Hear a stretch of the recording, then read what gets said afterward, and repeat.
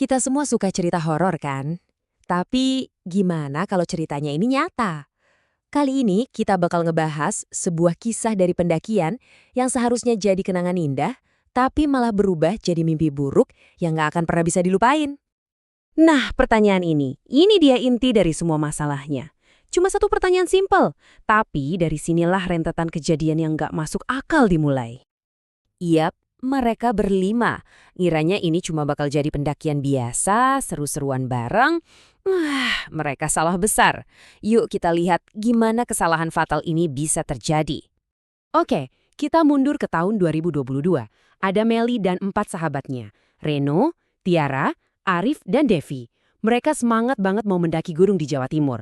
Kita sebut aja Gunung A. Tapi ada satu detail krusial yang mereka lewatkan. Mereka milih waktu yang paling terlarang buat mendaki. Oke, coba kita pahami dulu. Mereka nekat naik gunung pas malam 1 Suro. Buat yang belum tahu, dalam kepercayaan Jawa, ini bukan sekedar malam tahun baru biasa.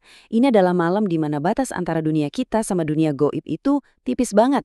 Energi spiritual lagi kuat-kuatnya. Bisa dibilang, ini udah kayak ada rambut dilarang masuk gede banget, tapi mereka sengaja tabrak. Sebelum kita lanjut, penting banget nih buat ngerti apa itu sesajen. Ini bukan cuma makanan atau bunga yang ditaruh gitu aja ya. Ini adalah simbol rasa hormat.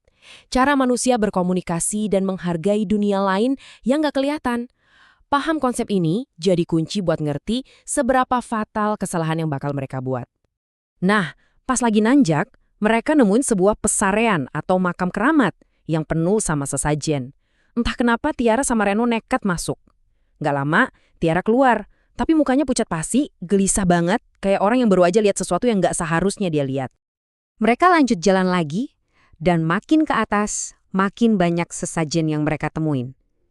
Nah, pemandangan ini nih yang mancing satu komentar dari salah satu dari mereka. Satu komentar yang jadi pemicu semua malapetaka. Dan inilah kalimatnya. Diucapin sama Tiara dengan nada ngeremehin di tempat yang sakral. Ini bukan lagi sekedar bercandaan iseng. Dalam kepercayaan lokal, omongan kayak gini tuh udah kayak undangan. Kayak nantangin langsung penunggu di sana. Sebuah tantangan yang seharusnya nggak pernah diucapin. Arif dan yang lain langsung panik dong. Mereka langsung negur Tiara.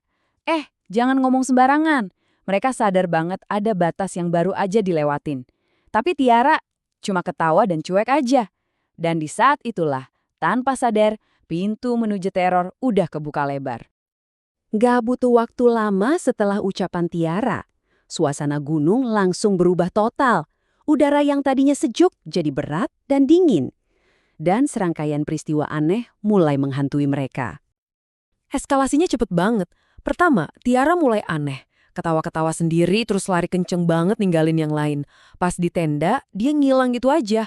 Waktu dicari, dia ditemuin di dalam hutan dalam kondisi yang, wah nggak bisa diceritain, kerasukan parah. Pas dibawa balik ke tenda, dia diam aja sambil siul-siul serem, matanya merem. Puncaknya, ada sosok pria asing bawa sabit tiba-tiba muncul di depan tenda mereka. Ini udah bukan gangguan lagi, ini beneran teror. Anehnya, setelah malam yang penuh teror itu, Tiara bangun kayak nggak terjadi apa-apa. Dia ceria, normal, seolah semua itu cuma mimpi buruk.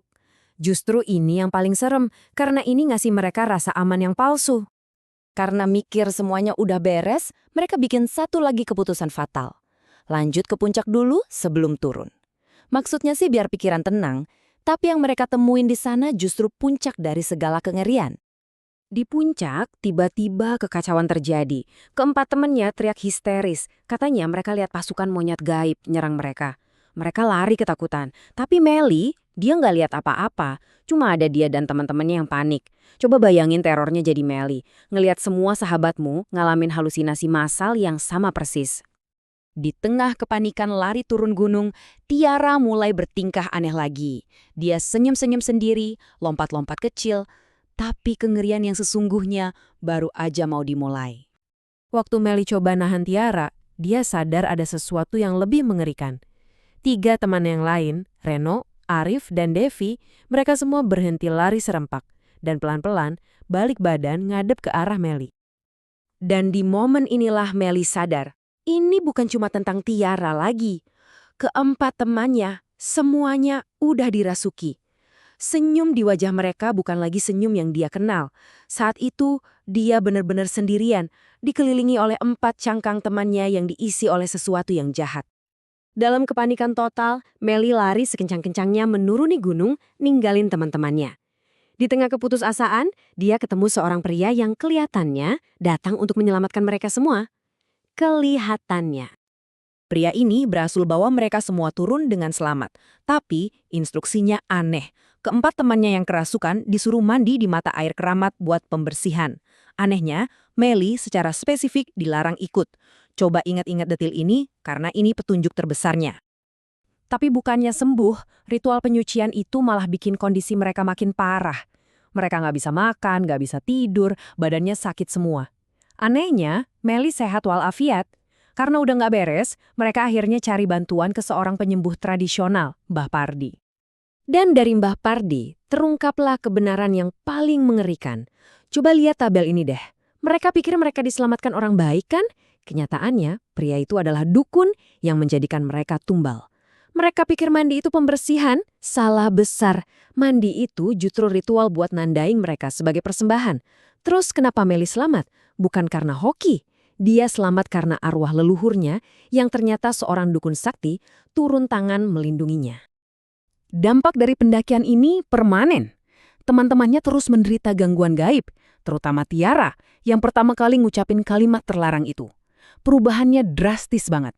Badannya jadi kurus kering dan wajahnya menua puluhan tahun. Sebuah harga yang terlalu mahal untuk sebuah kecerobohan. Jadi, cerita ini ninggalin kita sama satu pertanyaan. Ini bukan lagi soal percaya atau nggak percaya, tapi soal rasa hormat. Hormat sama tradisi, sama kepercayaan orang lain, dan sama hal-hal yang mungkin kita nggak ngerti. Karena mungkin seperti yang dipelajari Melly dan teman-temannya dengan cara yang paling mengerikan, beberapa pintu emang lebih baik dibiarin tetap tertutup.